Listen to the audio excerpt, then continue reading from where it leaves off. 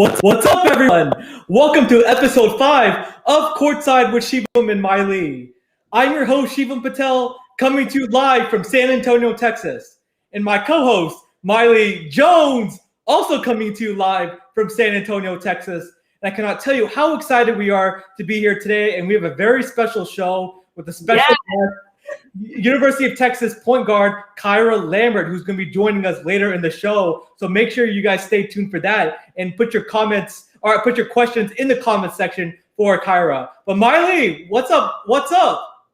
Nothing much, Shivam. Are you ready? I'm ready. I'm really excited about this episode. I actually cannot wait. Oh, me too. Me too. And everybody, again, put your questions in the comment section below, and they may appear live on the show. But Mailee, let's get started by talking about our NBA segment first. In our first game, we're going to be talking about the Lakers and the Celtics last night, the oldest rivalry in the NBA.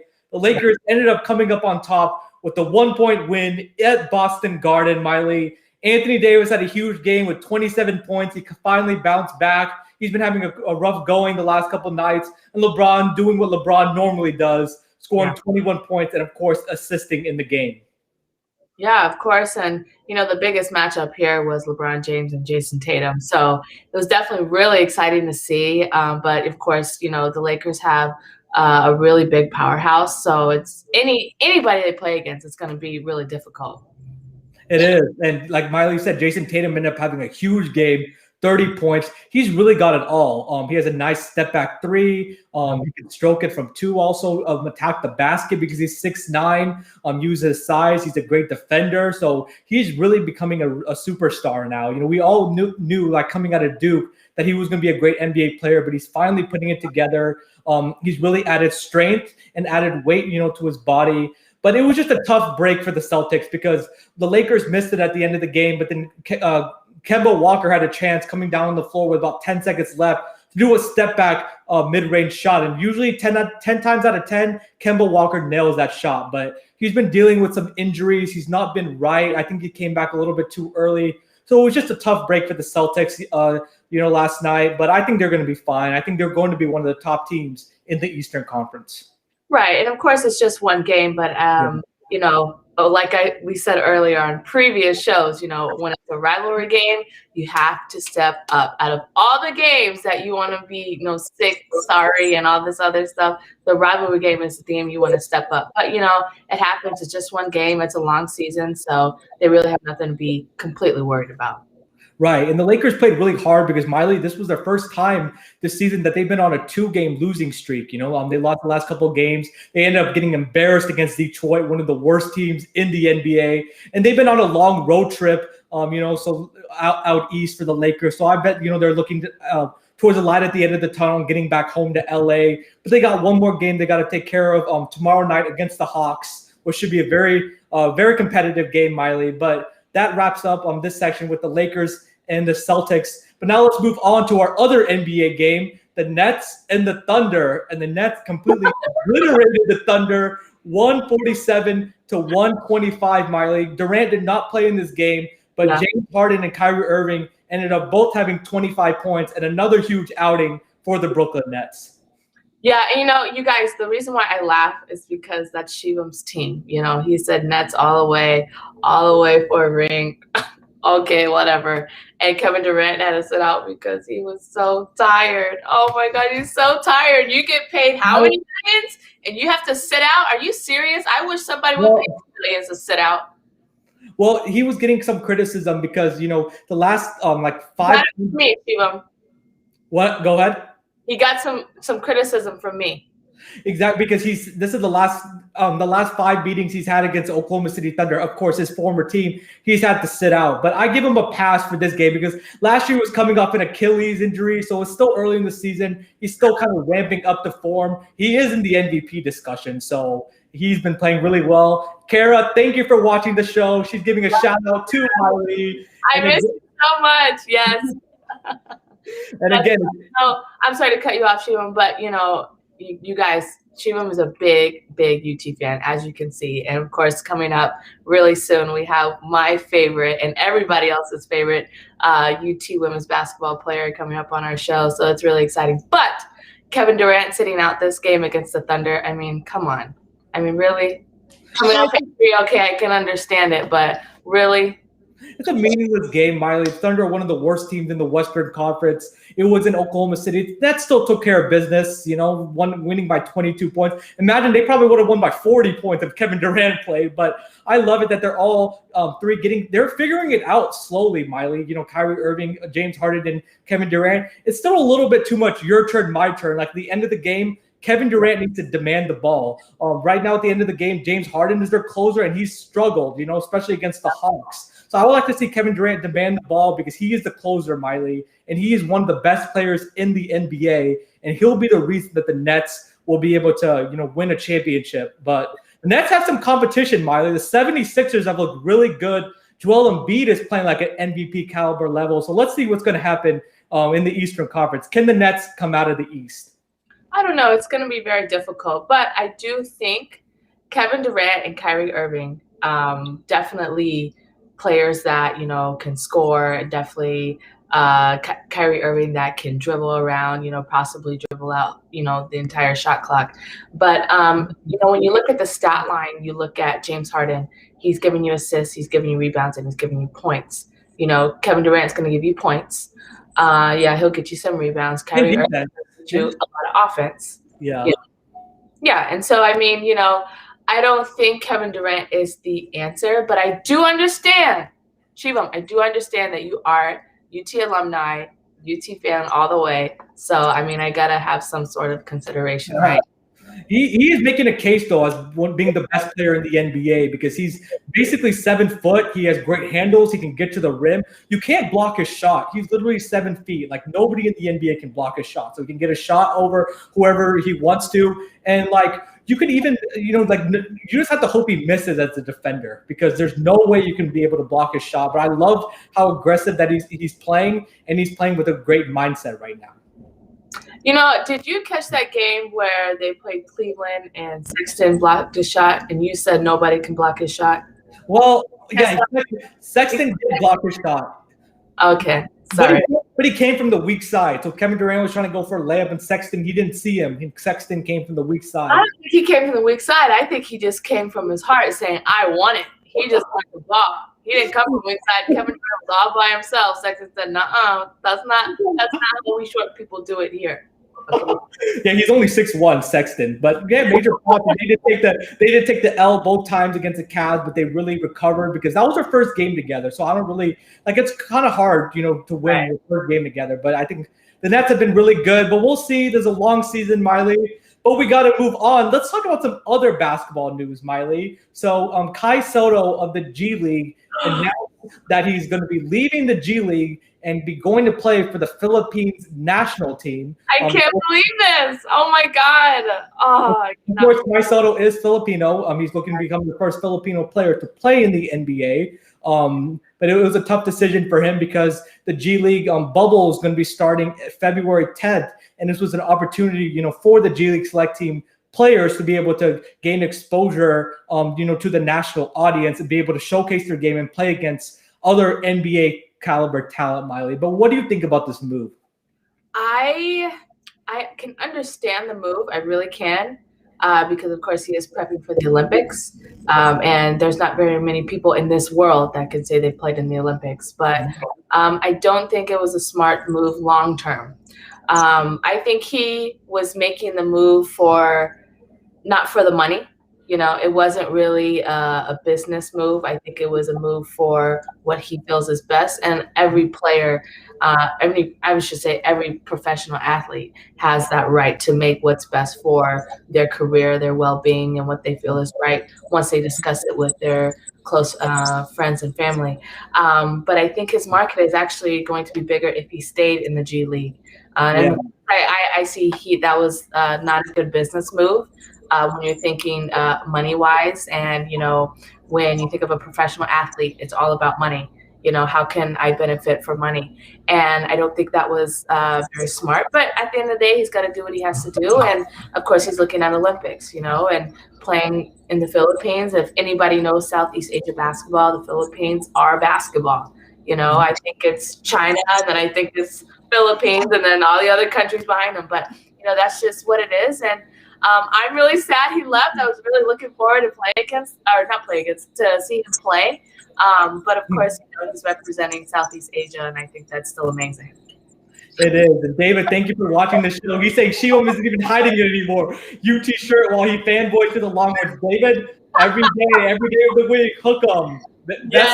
Best school in Texas, hands down, and one of the best schools in the country. We're just a pipeline for both academic and athletics, Mailee, in all sports. But enough about UT right now. We have, again, stay tuned later on in the show. We have University of Texas point guard Kyra Lambert that's going to be joining us. And wait to hear your journey, growing up in San Antonio, going to Duke, and playing for the Longhorns. So stay tuned for that. But yeah, exactly.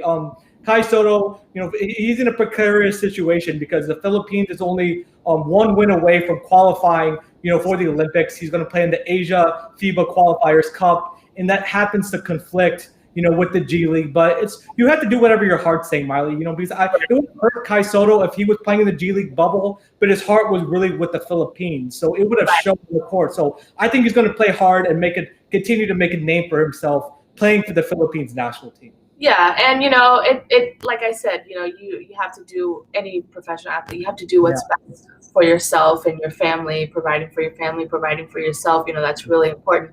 Of course, female athletes have it a little different. We don't get paid all those millions and 100,000s just to, have our career and that be it. But I'm not going to go on about that. But, I'm really sad about it. And, when Coach Brian Shaw, spoke with, what am I saying to say? A journalist. Mm-hmm.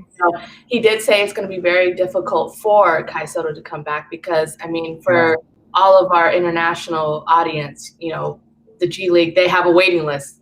Yeah, exactly. If you leave, we got somebody else coming in, and so I'm really sad about it. But at the end of the day, he has to make the best decision for himself. He does, and we wish Kai Sotto the best of luck. His ultimate goal is the NBA, so hopefully he'll be able to do both, qualify the Philippines for the Olympics, and then live his NBA dream and continue to work on his game. At least he's not, at least he's playing basketball, Mailee, and international competition is really high, so he has a good chance to improve his game and represent the wonderful country of Philippines. But Mailee, let's talk about some other basketball news. Candace Parker is going to the Chicago Sky, and Candace Parker spent 13 seasons with the Los Angeles Sparks. She was drafted there in 2008, won 2 MVPs, won a championship in 2016 with the Finals MVP. It's a 5-time WNBA All-Star, one of the most decorated players in WNBA history. She's going to be packing her bags and playing for her hometown of the Chicago Sky, Mailee, next season. So what do you think about this move? It definitely shook up a lot of WNBA fans and a lot of fans, basketball fans, because WNBA is not like NBA when it comes to free agency and that time duration. And, everybody's like, oh, who's going to go to which team? And, it's kind of the same, but it definitely woke up, brought some excitement, I think. But it's always good to go back home. She has to do what's best for her family. So there's definitely no shame there, but it's always good to go back home. But I don't know about it being cold. I did not like the Chicago wind. You guys, I lived in Chicago for about 8 or 9 months, and wind and snow. I'm sorry, Chicago wind and snow does not mix. And I know the WNBA season's in the summer. I'm not really sure how they're going to do it this year because of COVID, and hope everybody's safe out there. But those two things do not mix. But like I said, it's always good to go back home. It is, and Chicago earned its nickname of the Windy City, Mailee. And I've heard, there's a lot of great basketball talent there in Chicago. It's one of the best. It's produced Anthony Davis, a lot of great, WNBA stars. I still think Texas is up there. Texas is up there for sure. But Chicago's kind of like the mecca of basketball. There's a lot of great Derrick Rose. There's a lot of great basketball talent there. And Davis also saying, Candace with the Sky is the closest Chicago will get to winning a championship anytime soon. And David, you are right about that because Chicago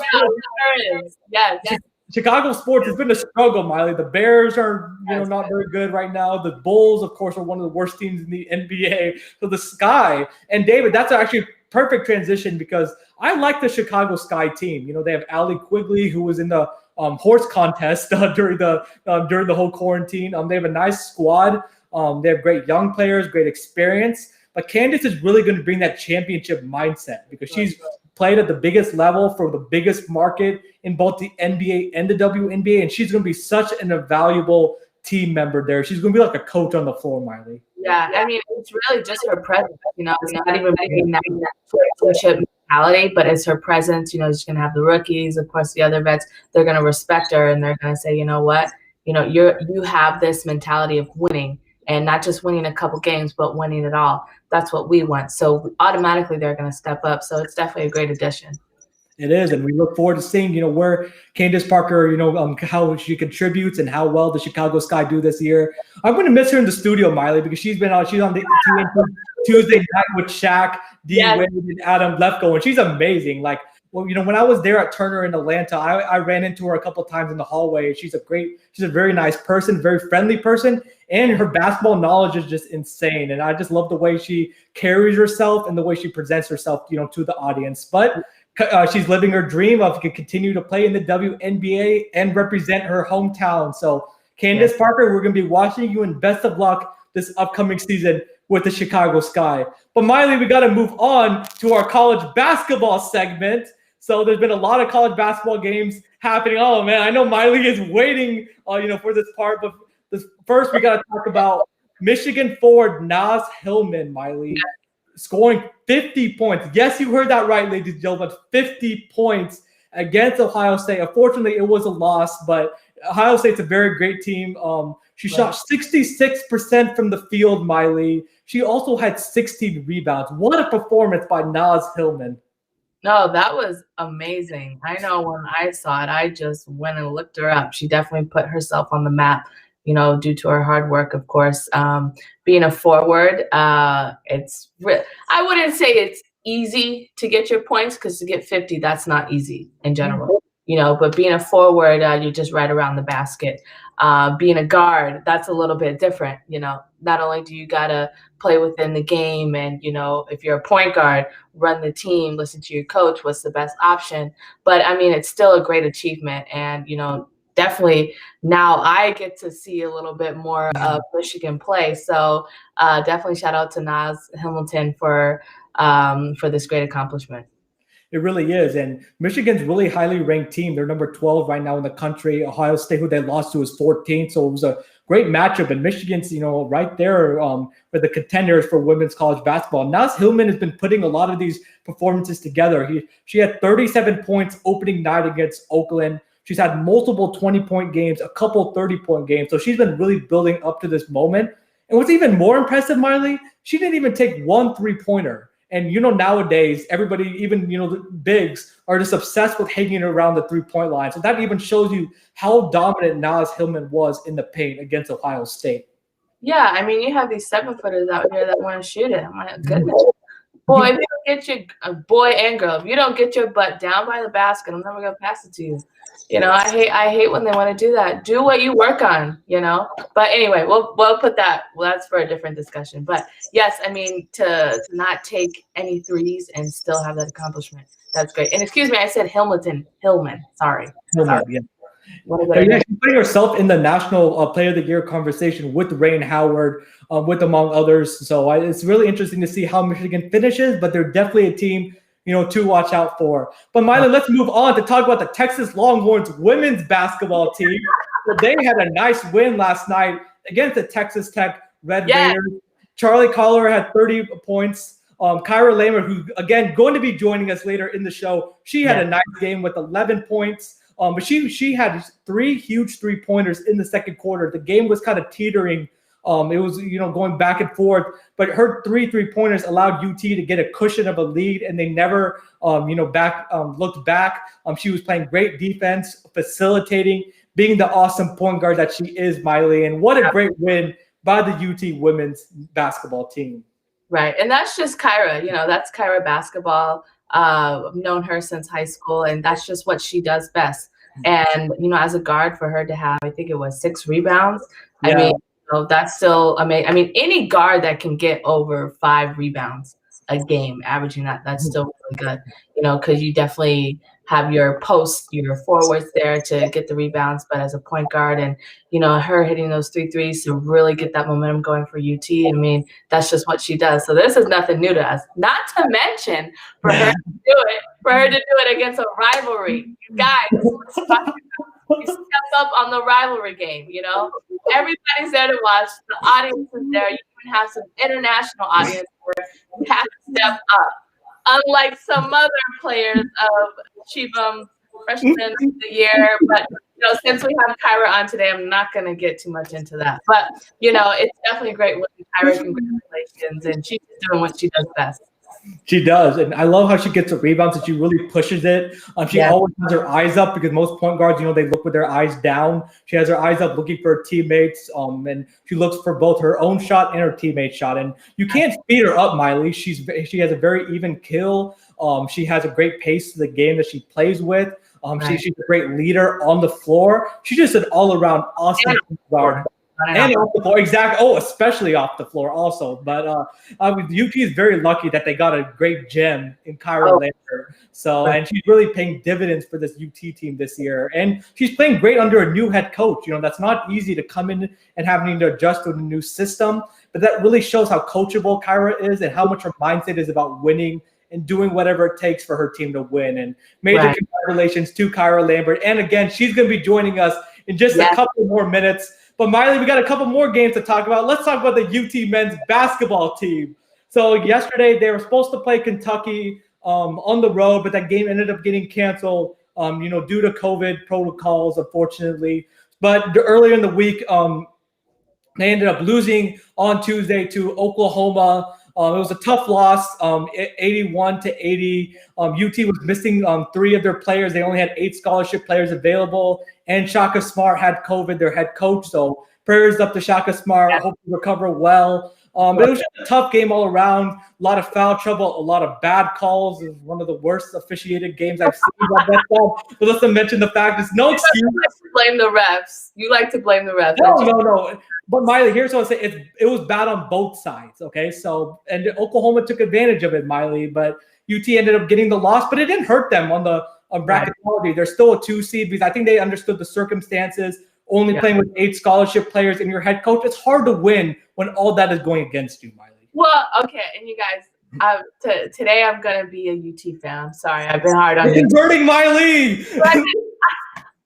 That's just because we have Kyra today, you know. That's just because we have Kyra today. But I'm really just like this because he just swears up and down Greg Brown is freshman of the year. Okay. And so this is why I mess around with him a lot about UT. And that's why every time he brings up a UT game, I just start laughing. Because didn't Greg Brown foul out of this game? He did, but 3 other players fouled out also. Matt Coleman, their point guard, he fouled out. Brock Cunningham. Oh, no, excuse me, not Brock Cunningham. I'm worried about Jones fouled out and Greg Brown. And UT at the end of the game was only left with 5 players. So luckily, if the game went to overtime, they would have been in a bad situation. But yeah, Greg Brown did foul out. He had a bad foul. You got to know time and place. You try to take a charge, which I believe it was a charge. As a basketball fan, I think objectively it was a charge, but I guess the refs didn't think he got there in time, or he's still moving. Whatever.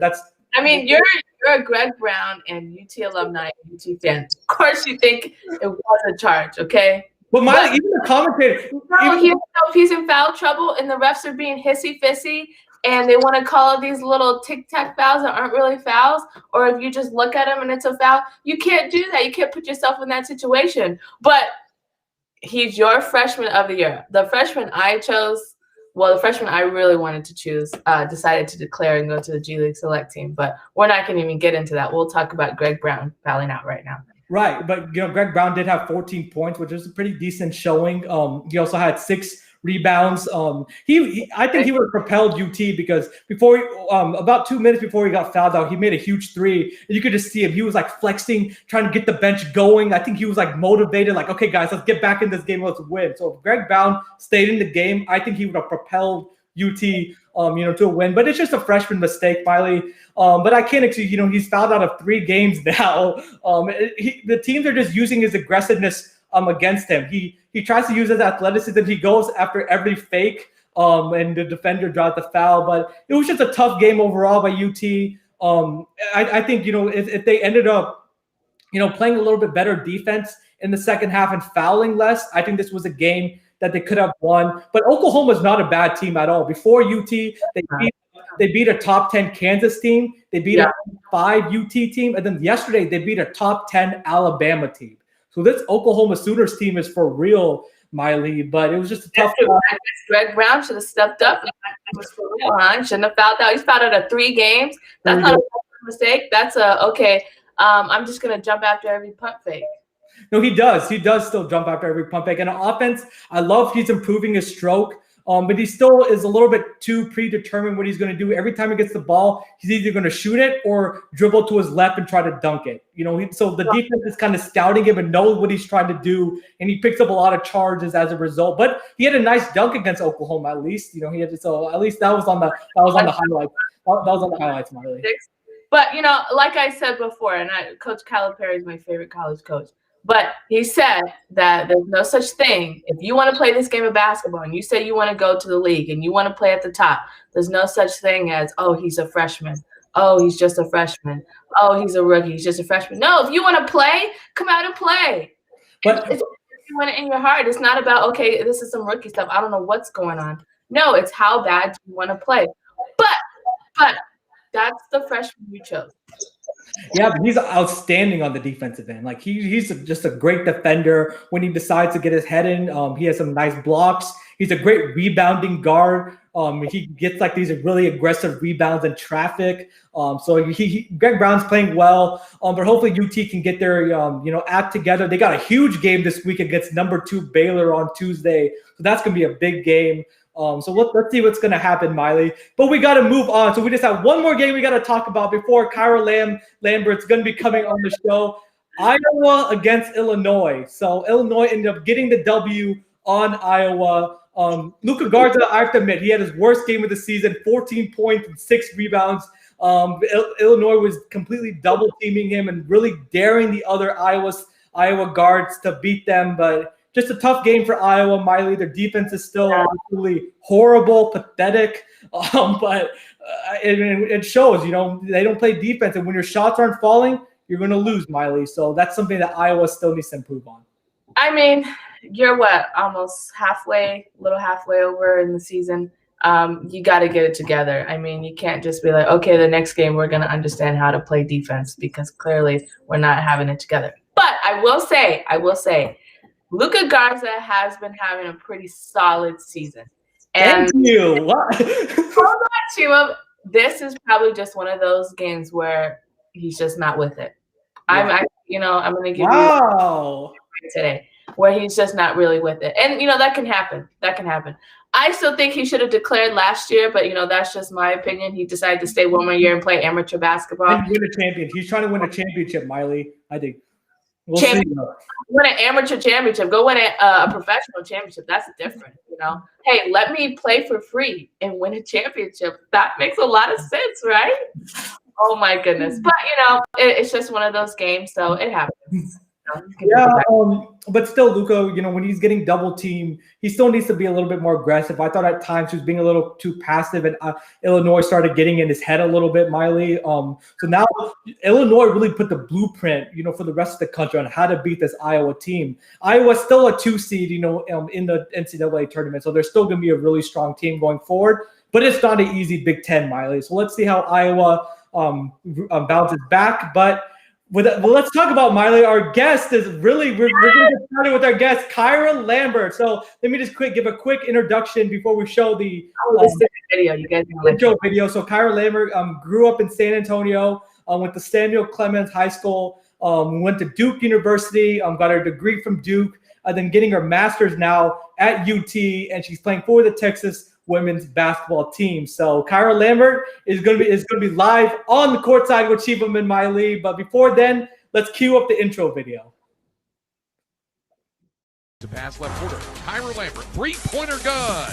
Kyra Lambert scores her first bucket as a Texas Longhorn, a three-pointer from the left wing.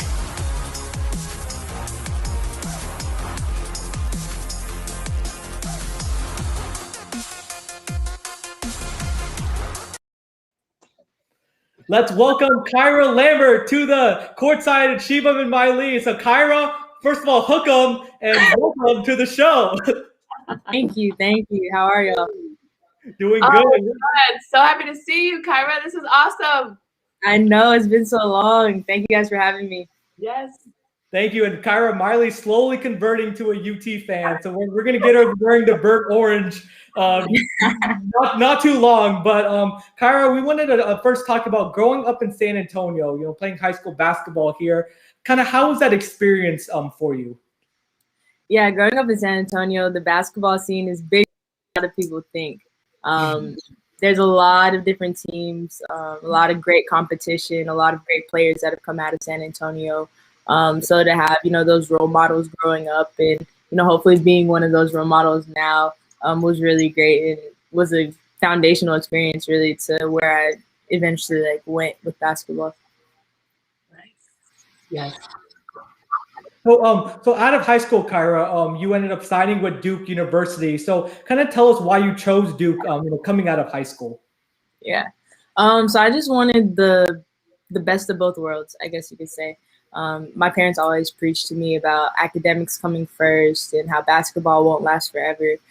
So in making my college decision, Duke was one of the best choices I think I could have made.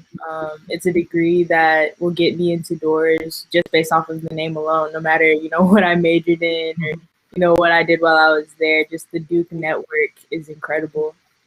For sure. Right. And Yeah. Go ahead, Mailee. Sorry. Go ahead. No, but I just wanted to say, I've followed you all the time at Duke. And what really stood out for me as a player who, definitely can perform at a high level on the court, but also what you do off the court is, so important. So if you can kind of explain to our audience, what really you did off the court as far as basketball. As far as basketball? So there's a lot of things that, I got involved with basketball. I guess most recently this past season, I volunteered with the local recreational sports. Yeah. I coached a little youth team. It was 4th and 5th grade boys. Oh, that's yeah, they're so cute. But they were great running around out there, and I think that they learned a lot and built some great friendships out of it. So that was a dope experience. And then also last year, or I guess it's now the year before last year, I started up the first Duke women's basketball clinic. Nice. Yeah, so the clinic was offered totally for free for local youth to come in, see Cameron Indoor, hang out with the players, get a little bit of basketball instruction. But really, it was about the experience. A lot of times, college basketball camps aren't really affordable, I guess you could say. Yeah. For local youth. So I just wanted to give the kids in the area, in the Durham area, an experience that they'll never forget, that their parents wouldn't have to be burdened to pay for it. Yeah, and that's incredible, Kyra, because Duke has that big brand name. Cameron Indoor has is one of the most famous stadiums in college basketball. That's great though. Making the impact on the youth, and I think that really shows the kind of character that you have. But Kyra, kind of tell us how it was like playing at a very prestigious basketball school and academic school. Because when people think of Duke, they think of basketball, but also academics. It's really strong and very rigorous. I think about academics. I mean, geez. Yeah, it was a challenge at times for sure. Academically, it's not necessarily the work itself. People think that it's the work itself, but really it's just the standard at which the work is held to and is graded at. So it's not like the assignments were any harder. It's just everybody was producing a super high level of work, so you had to meet that bar. Yeah. So from that aspect, it was definitely a challenge, required a lot of time management, especially during the middle of season. Oh, I'm sure. On the road, traveling, all that kind of stuff. But going to a basketball school, I highly recommend it. For anybody, highly recommend it. Our football team actually got a little bit better while I was there, but basketball will forever be synonymous with the Duke brand and the Duke name. Oh, for sure. It was a great experience. And then also seeing from both our side and the guys' side, we have players that went on to the WNBA and, of course, the NBA. You have the Brandon Ingrams, the Harry Giles. I mean, JJ Redick. Yeah, all these. Let's go on. Yeah. Yeah. Well, it's a long list of Duke. It seemed like every NBA team has like a couple players that played for Duke, you know, whether like the Pelicans, they have like Zion and Brandon Ingram and JJ Redick. It's crazy. Yeah, exactly. So it's cool to see how good the guys that I was there with, how great they're doing right now in the league. Yeah. And Kyra, what was your favorite memory, you know, either on or off the court at your time at Duke? Oh, that's a hard one.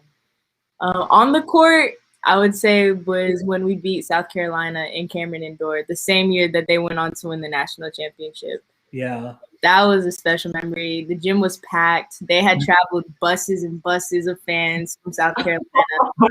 It was the best atmosphere ever. It was great. Oh man, off the court, I would say this not this past Easter, but the Easter before, me and a couple of my teammates some of them got baptized and I got rebaptized. So just to have that sisterhood and that bond translate to that area really meant a lot, and it's something that we'll forever hold together. So. Oh, that's amazing. Oh my goodness. Yeah. To really have that bond, especially when you're away from home, you know, a lot of people don't understand, like, even when you go to, like, you know, a school that's still within your hometown city where your parents or family lives, like, you're still at the dorm, you're still involved with, you know, your basketball college career. You know, you still got to go to study hall, you still got to go to meetings, you still got to make sure you work individual work and everything. So you're still away from home, but to build that bond outside of family with, you know, somebody you meet for the first time, I mean, that's honestly amazing. Yeah. For sure. Awesome. So now let's transition to you transferring to Texas. So kind of how was that adjustment for you? You know, going from Durham to Austin, Texas. I know you're a little bit closer to home, Texas, than you were at Duke.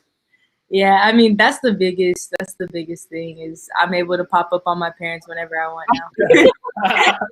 Oh, man, so that's good. I literally just saw them like last Sunday just because like, I went down for a couple of hours and came right back. There was literally no reason for the visit at all. But that's the biggest thing is just being able to have them here because of the pandemic. Earlier in the season, they were able to come to games. Right now, we're shut down a little bit. So hopefully they'll open it back up here in February or before the season ends, so they can come to a couple more of my games. Yeah. They just announced UT Athletics, Kyra, that they're allowing fans back in. You know, starting this week. Yeah. So what? Yeah. That's great. I didn't know that. I gotta call my parents. Oh, that's great. That's awesome. Yeah. So because there's a lot of big games coming up, you know, for the women's side and the men's side. I went to a game earlier this year. It didn't feel the same as atmosphere as, you know, when I was at Texas, but at least, you know, just going to a sporting event, you know, it was a cool experience. For sure. Kyra, how is it like playing, you know, official games at an arena? Because you guys like are definitely not in a bubble, I assume, right? No. Yeah, sort of bubble. But like, how is that experience playing in COVID? Because I know it's very unusual, you know, because you're so used to fans and, you know, you could travel, you get the bus, and then of course wearing the mask, and then social distancing on the bench. I mean, how is that experience? Yeah, it's really bizarre. Just like you said, from traveling with N95s and masks on wherever you go to sitting on the bench during the game and everybody is 6 feet apart. Like you don't have, like sometimes you feed off of that energy right next to you. You're getting that's true. You don't have that anymore. And then when you're on the court, you know, a lot of times, especially like when I played in Cameron, the crowd, you're feeding off of the crowd. And crazies, the Cameron crazies. Exactly.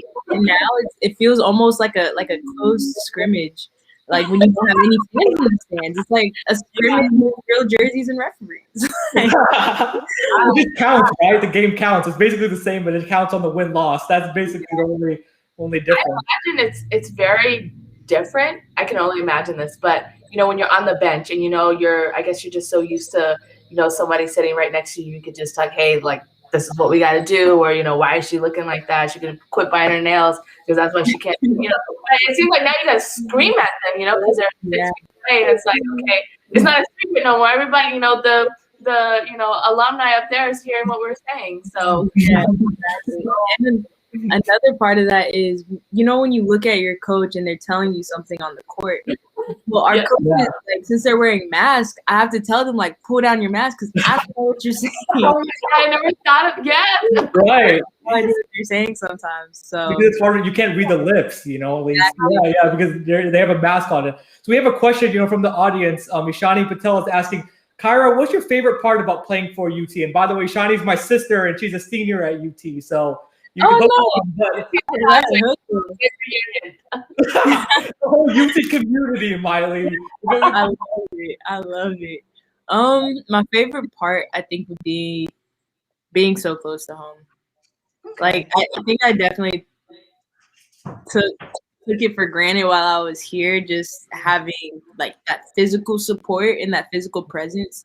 Like, I'm a very independent person, so for me to go out, I didn't think I would miss it as much as I did. And for me to come home and like that first time I saw my dad in the stands, I got a little emotional. I hit it, but I was like, oh my gosh. True. Okay. That's like a thing. It's not me. That is a thing. Yeah. Yeah. Oh my God. Yeah. And I mean, especially during, this difficult time all over the world, home is I wouldn't say it's the best thing depending on your situation.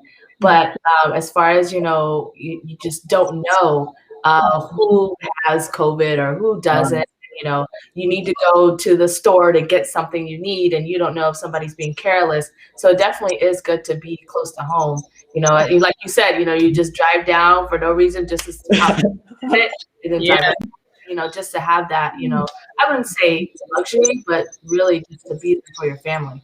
Yeah, absolutely. And they can come and see you every game, also before COVID, pre-COVID, That's a nice thing about having familiar, friends and family, in the stands. But Kyra, I wanted to ask you, how is life living in Austin? How is it like being in one of the best cities to live in America? Both you get great college life being at UT, and there's a lot of great things to do in Austin, of course, pre-COVID. But how's your experience living in Austin? I love it, honestly. Even during COVID, there's still a lot of socially distanced things to do. I'm an outdoors person. So, like, I've gone to Mount Bonnell, gone on walks. Okay. Seen I think it's the 360 bridge. I saw that. Yeah. So I'm still trying to, find little things to do here and there. But Austin itself, the food scene is great. Oh, man. But no, it's great. I love Austin. Yeah. Awesome. And there's like a little bit of everything, music is great, food, being there at UT, being in a big city, the alumni fan base, it's a great all around, city. But Kyra, kind of tell us, how do you think the season has gone so far? You're almost getting closer to March Madness. So what are your thoughts overall on the season? I know it's going by really fast. Yeah. Yeah. I can't believe it's already almost February. Tomorrow, I think, right? Yeah, right. Crazy. The season, it's been up and down for us. It was to be expected. I don't even know what our record is. I think we're like 11-3 or something like that. I don't know. You're 10-1 at home. Completely dominant at home. Yeah, we're trying. I think we're getting better, overall, even, with the few losses that we've had as of late. I think we've grown a lot. Yeah. We have a lot of young players, but at the same time, we hold ourselves to a mature standard. So we're just trying to grow, especially off of last night. We try and hold on to that second quarter spurt. I don't know if y'all remember that second quarter spurt that we had. Try and just hold on to that piece. Yeah. And how was it like, Kyra, playing for a new coach? Vic Schaefer coming from Mississippi State. Was that a little bit of adjustment for you? And what do you think about his coaching style? Oh, for sure. It was a big adjustment. From being at Duke and playing a zone 95% of the time to pressing man-to-man full court for 40 minutes. It was an adjustment. Really relying on the little space you have in your teammates. So, okay, I got to hold my own, I got to make sure I'm safe. Yeah, that's right. But, I've seen, actually, I don't know about you, but I've seen just, you just seem like you're just Kyra. It seems like it's been no adjustment for you. You just seem like, oh yeah, hey, this is what I do now. don't let the color mix or up north and south fool you. This is what I do. And I think that's honestly amazing. I appreciate it. Right. Yeah, no, it seemed like you were very coachable, and then you can adjust to any system. And like I said earlier, it seemed like as a point guard, Kyra, you don't get sped up. You play at a great pace. You know when to push the ball down the floor, when to set up your teammates, when to look for your own shot. You're a very fun player to watch, Kyra. Oh, thank you. Yeah, and I'm glad y'all got the win, especially against a rival in Texas. Especially against Tech. And yes, for sure. We owed them one. Something the men's team didn't get done. They lost a couple weeks ago, but y'all got it done at home. Y'all protected the home court. So yeah, we try. So Kyra, I wanted to transition to asking your thoughts about Candace Parker transitioning, going from the Los Angeles Sparks to the Chicago Sky. What do you think about that move? I think it's great. It's her home city. She's gonna bring a lot of excitement. I think that just. Let's talk about, I guess, off the court with the marketability and the growth of that aspect of the WNBA. I think it's great for the league, personally. I mean, she's not going to be in the league forever, even though it seems like she's been in the league forever. So, I mean, I think it would be great for her to be able to finish out her career in her hometown. Yeah. And plus, the Chicago Sky are always loaded. So right. And we had a comment earlier that she's going to bring that championship mindset, to Chicago, because the teams have not been doing as well. The Bears have been struggling, the Bulls have been struggling. So the Sky, and they have a great team around her. Allie Quigley, a couple of young players. I think they have a great opportunity to really make some noise, this season. Yeah, Vandersloot. Yeah, Vandersloot, exactly. Do you watch? Do you have time to watch the WNBA, NBA, or is it just you're fully focused on your season? I don't watch a lot of it. Well, I guess the NBA, if there's a big game that I'm really interested in, I'll watch it during season. But for the most part, during season, I just watch college basketball. And then, I mean, obviously the WNBA season is not. It doesn't, I guess, overlap with our season anyway. So. Yeah. But when the WNBA is on, I definitely am tuned in. Gotta tune in for sure. yeah, it's high level basketball, for sure. So Kyra, I wanted to ask you, coming in, you're almost about to, hit March Madness. My favorite time of the year personally. UT has a great chance to, really make some noise, in the tournament. The Final Four is in San Antonio, so it's gonna be in your hometown. So tell me, on a scale of 1 to 10, how excited are you for March Madness? Ooh, it's way higher than 10. I mean, the fact that it's in San Antonio alone, I'm hyped. I'm hyped. Back at home. Exactly. It's down the street, especially if they have fans. That's a huge advantage for us. Yeah, I'm excited, and then to be able to do it and be there this first year that we have a new coaching staff, transfers, all of this kind of stuff. Right. I think it's going to make it even more special. So yeah, for sure. And for our international audience, March Madness is really big here in the States. That's where college teams really focus in on trying to beat the number one. A lot of upsets happen. That's really my biggest part. When the underdog, you know what? Not today, not this year. It's just not your year. But it's really big here. So, and it's in San Antonio. So it's gonna be really awesome. I honestly cannot wait. Oh, I cannot wait. And what makes me excited is both the women's team and the men's team are really good this year. Usually just the women's team that's really good going to March Madness. The men's team are at least let's hope they make March Madness. But this year, both teams are going to be really good, Kyra. So I can't wait. Yeah. It's gonna be awesome. It's gonna be great. And just to be able to be in the same facility and see how they're working and seeing people getting extra shots and everything on the men's side. Has been really great to watch. I didn't follow a lot of UT men's basketball before I got here, but to see them have this kind of season is special. Oh, Kyra, you need to say that a little bit louder for Mailee to hear. She's been very critical. Oh my goodness, yes. Okay, look, I'm not against UT. Okay, I'm just arguing Greg Brown. Okay, I'm not saying he's a bad. I'm not saying that. I'm just saying that there's an argument between him being freshman of the year. Okay. And I said today, I even told Shivam outside of the show, I said, look, for this show, because Kyra's on here, I'm going to be a little bit more UT, I don't want to say friendly, but just more orange. I guess I should say that, Shivam says, let's just go with it. But, sometimes Shivam does say some, I don't want to say out of line stuff, but some out of pocket stuff about basketball and UT being this, UT being that. And I have to jump in. Okay, that's all I'm saying.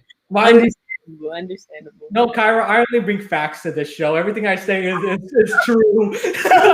Everything. I'm an objective fan here. I don't try to show my burnt orange and white. Are we ready to move on to the rapid fire section? I'm really excited. Yes, it's gonna be great.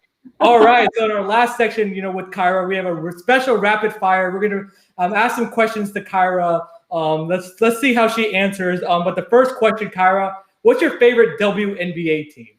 Ooh, LA Sparks. LA Sparks. Okay, nice. Favorite NBA team? Any team Chris Paul is on. So now it's the Phoenix Suns. All right. Got a huge Chris Paul fan here. Yeah. Favorite NBA player? Chris Paul. Oh, Chris Paul, I guess. Sorry, sorry, you answered that a lot. Sorry. Favorite WNBA player? Elena Beard. Elena Beard? Okay. LeBron or MJ? Ooh, are we talking on the court or overall person? Let's talk with on court first. On court.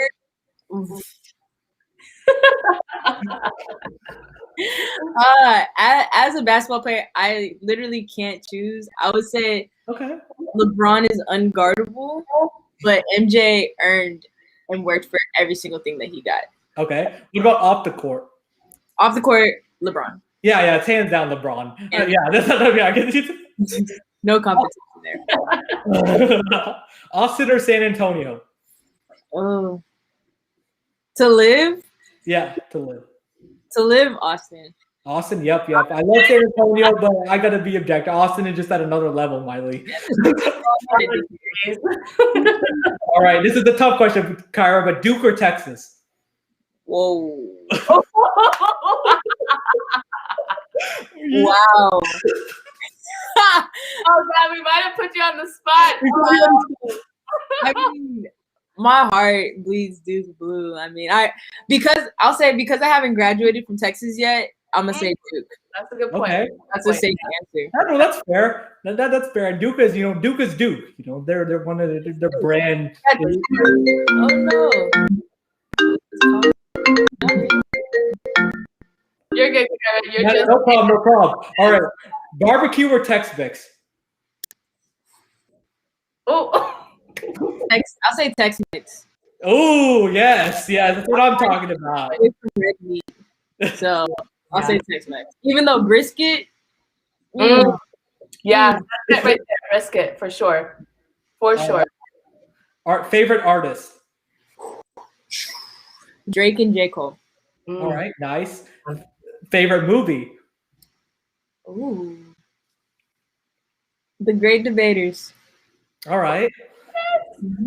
Celebrity crush? Morris Chestnut. All right. Nice. I love me a little milk dud. If you could go anywhere in the world, where would you go? Anywhere in the world? Anywhere. I'll say Greece. Okay. Yeah, Greece is pretty beautiful. Great food. Great. Yeah. If you had to have one superpower, what would it be? Ooh, what's it called? Teleportation. All right. Because nobody likes paying for plane tickets. Yes, that's true. No one likes that. It's a terrible. Oh man. Oh, that's true. That's true. Well, thank you, Kyra, again. For coming on. Yeah, thank you very much. Last thing, before you leave, may you tell the audience where they can find you? Yes, yeah. So my Twitter is Kyra Lambert. I think it's Kyra Lambert _15. Right. You just type in my name, you'll find it. And then my Instagram handle is Kai_Lam15. Facebook, Kyra Lambert. Really, any platform, I'll respond. So engage, hit me up, like, all that stuff. You guys are definitely going to be seeing her all over the place, and not just on basketball, but off the court. Because one reason I just started having interest in following you, because what you do off the court, that's so important. Yeah. You know, athletes, you definitely want to, and it's kind of sad to say, but you kind of have to do other things off the court really to support yourself. But you know what you do to give back to the community, being an inspiration to not only female ball players, but just ball players in general. I mean, that's huge. You know, not everybody can do it. You know, it's definitely something you have to balance with time management. But really, what you do on and off the court is amazing. Thank you so much. Yeah. Yeah, you're really giving back to the youth and giving back to the community, Kyra. I think that kind of really shows the person that you are, and and you deserve, everything, all your success, and we wish you the best of luck, going forward, and best of luck this season, Kyra. Go bring it home. Go bring it home. Thank you so much. Kyra, only because you're here that Mailee did the hookup. I feel like enthusiasm. I'm sorry. I'm gonna get better. Only because you were here, Kyra, Mailee did the hookup. Otherwise, hey, Kyra's everybody's favorite UT player, okay? Not just yeah, hands down. Oh man, I appreciate you guys. Thank you guys.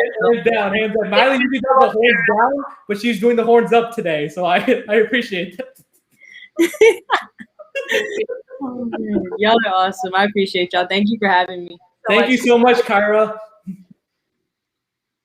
Woo! Well, Mailee, what a great conversation that we had with Kyra. Again, point guard for the University of Texas. She has an amazing journey. I think, Mailee, you highlighted it well. All her work that she's done off the court, giving back to the youth, giving back to the community, the women's clinic at Duke, getting the youth, especially in Durham. She's been an academic All-American multiple times, at Duke. So she's not only a great player, but also taking care of business off the court, Mailee. But man, what an amazing person that Kyra is. Yeah, she is. And for her to be on the show was, definitely things in perspective for, our viewers. So it was really great. Yes. And remember, everybody, to like, share, and subscribe to the Patel Pick and Roll Sports YouTube channel. And you can watch this show on the Patel Pick and Roll Sports YouTube channel, Shooting for Success YouTube channel, and Mailee Jones Facebook channel. Or excuse me, Shooting for Success Facebook channel, Mailee Jones Facebook channel. My bad. And again, I would like to thank Kyra for coming on and for also allowing us to stream this episode on her Facebook channel. So and we'll be back, Mailee, in a couple weeks as we continue to recap more games that are continuing to go on. Yes, and I get to hear more of your Luka Garza, Greg Brown, all jazz, and hopefully he doesn't foul out another game too. But I'm not the person that makes all the, I don't want to say like final decisions of a freshman of the year. I just put my argument against you. Oh, Mailee, the best thing about this episode was Mailee flashed the hook 'em sign. So I know, and I was really bad at it. I should have put more enthusiasm, but I don't do that much. I gotta be better. But yeah, Kyra was great, and it was great for her to be on our show. It really is. And UT, again, women's basketball team, Mailee, they're really hot going into March. Yes. Shivam. They beat a rivalry. Yeah, something the men's team didn't do, Mailee. And they had their ups and downs early in the season with the new coach, but now they seem like they're getting all their stuff together, Mailee. So they're going to be a very dangerous team coming up in March. Yeah, that's going to be fun. March Madness, and then Kyra gets to be home. So it's going to be really exciting to watch. It is, and Greg Brown's doing his thing. He's at least the Big 12 Freshman of the Year. He's going to be the Freshman of the Year. I think in college basketball, he's just really put in great performances there. Luka Garza is going to be the Player of the Year. Again, Mailee, I'm just nailing all the predictions. What can I say? No, I'm sorry. Just like he said, the Nets are going to win the championship. Oh, exactly. I forgot. They are going to win the championship, Mailee. Kevin Durant keeps resting. They're talking about winning a championship. You got to do whatever it takes. He wants to win a rest. Okay. Ladies and gentlemen, we could have this debate all day. We're probably going to continue this after the show. But again, thank you everybody so much for watching. We'll see you again in 2 weeks. Thank you again, Kyra, for coming on the show. Thank you, Mailee. I appreciate our interaction. Our conversation is great to go back and forth a little bit, have some fun. And everybody, hope you have a great rest of your night. And we'll see y'all next time. Bye.